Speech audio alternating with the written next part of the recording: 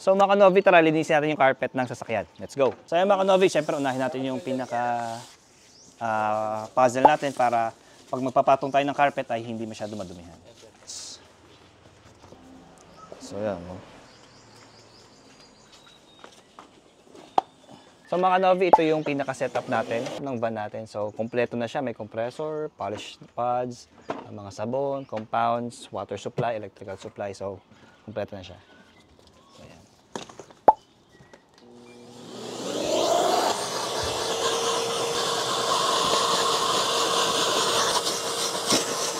Mga kanovi, so very important, no, basahin muna natin yung carpet, syempre.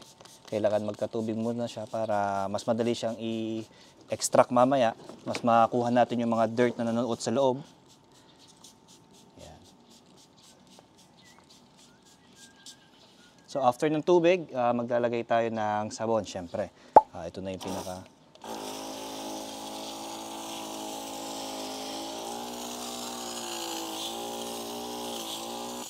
So yan, mga kanovi, after natin siya masabunan, magro-rotary brush tayo para tanggal natin yung dumi dito sa surface tsaka doon sa pinakaloob.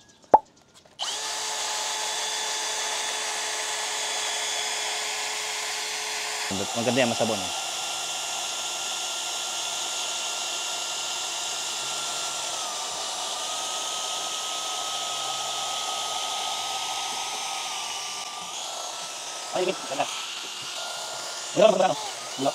Natin, i-liquid extractor natin siya para naman mahigop natin yung mga dumi talagang nanonood na sa loob.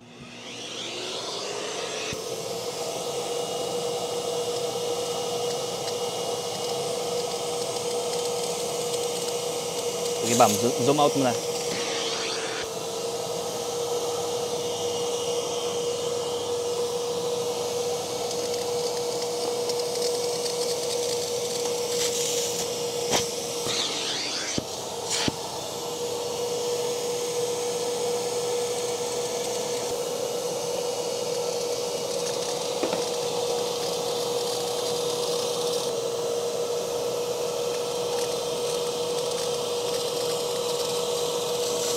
Almost dried na rin siya, nasabunan na siya, natubigan at na-vacuum. So malinis na yung ating carpet.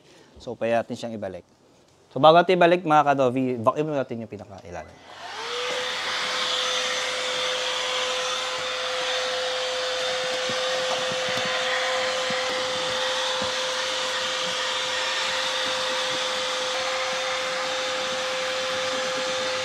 Tapos balik na natin.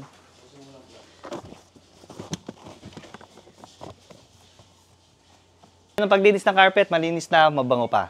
For free.